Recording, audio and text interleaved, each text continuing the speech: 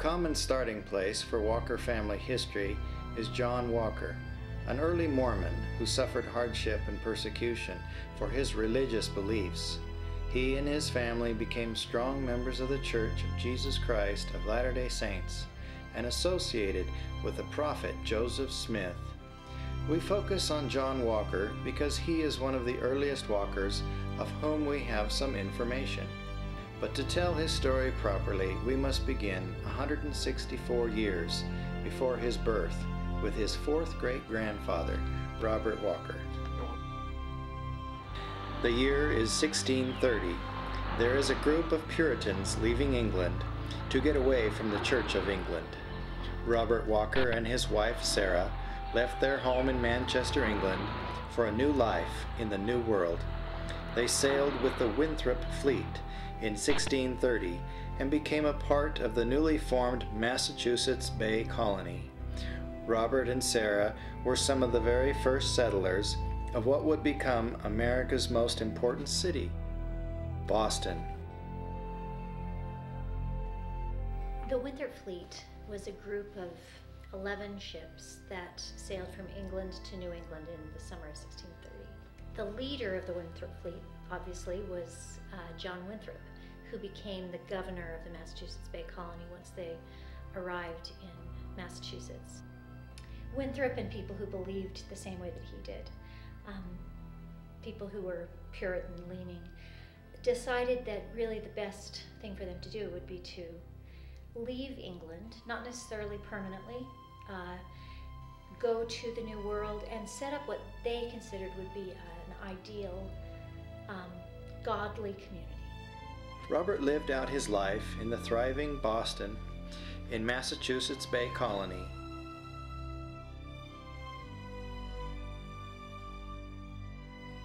In 1669, Robert became one of the 28 founding members of the Third Church in Boston, later called the Old South Church. This was the church where American revolutionists Benjamin Franklin and Samuel Adams were baptized.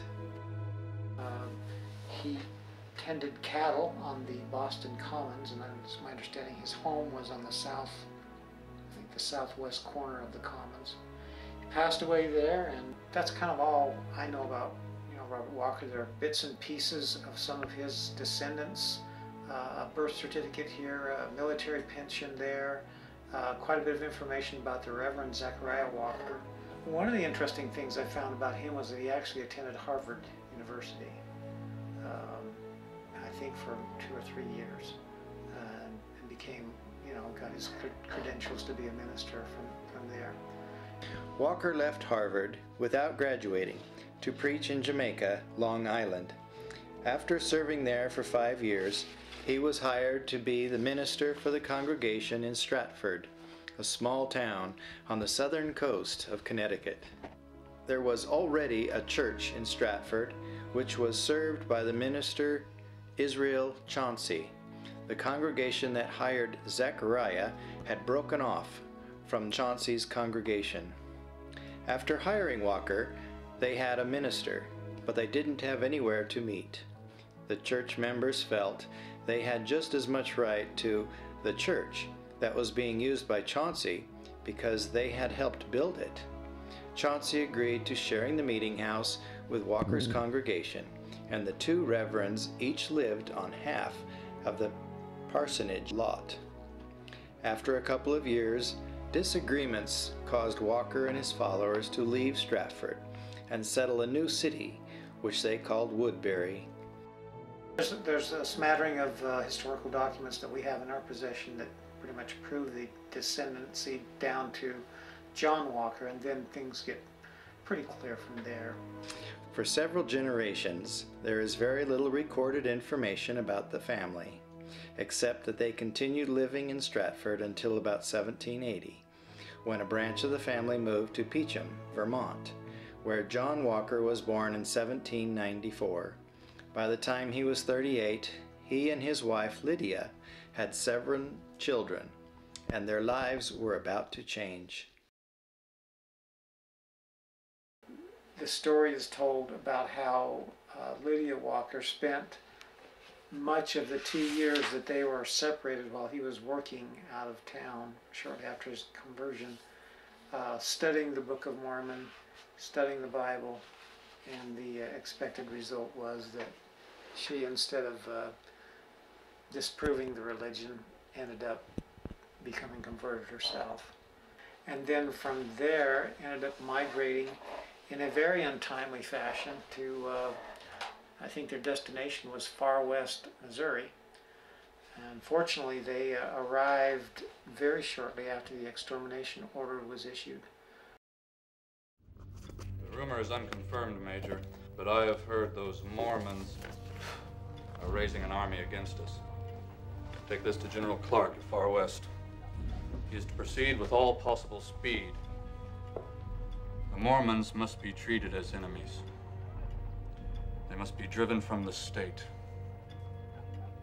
Or, if necessary, exterminated. So he was prepared to call for the extermination, the expulsion or extermination of the saints from the state of Missouri, and issued his infamous extermination order.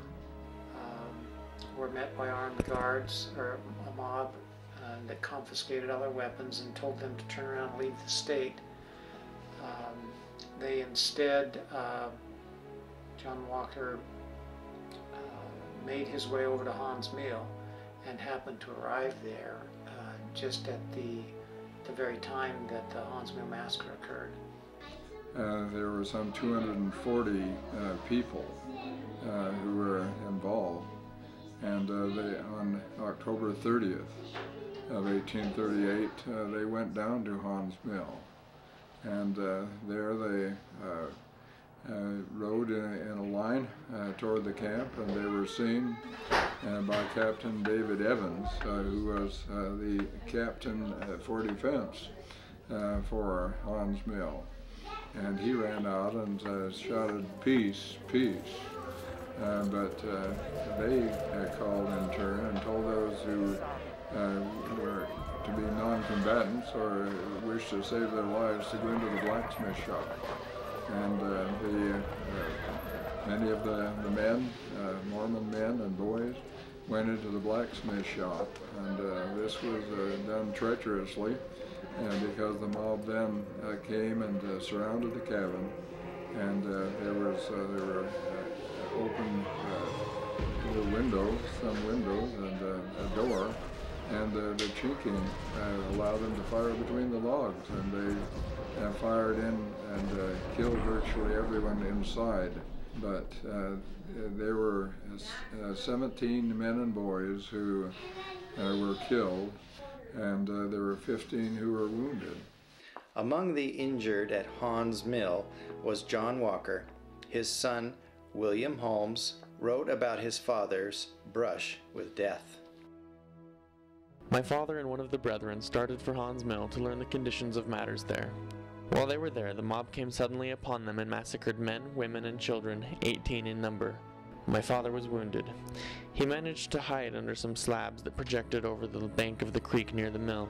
While in this position, he saw an old gray-haired man, Father McBride, running down in the bed of the creek, a short distance from where he lay.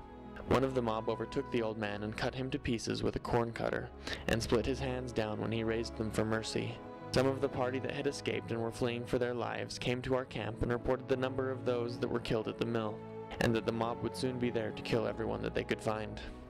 Under the circumstances, we could come to no other conclusion than that Father was among the dead. The Walker family and the Latter-day Saints had not yet found a permanent home. Persecution in Missouri and opposition from the state government proved too much to handle. The Walkers left their home in Missouri in 1840 to find refuge with the Saints in a promising new settlement, Nauvoo, Illinois.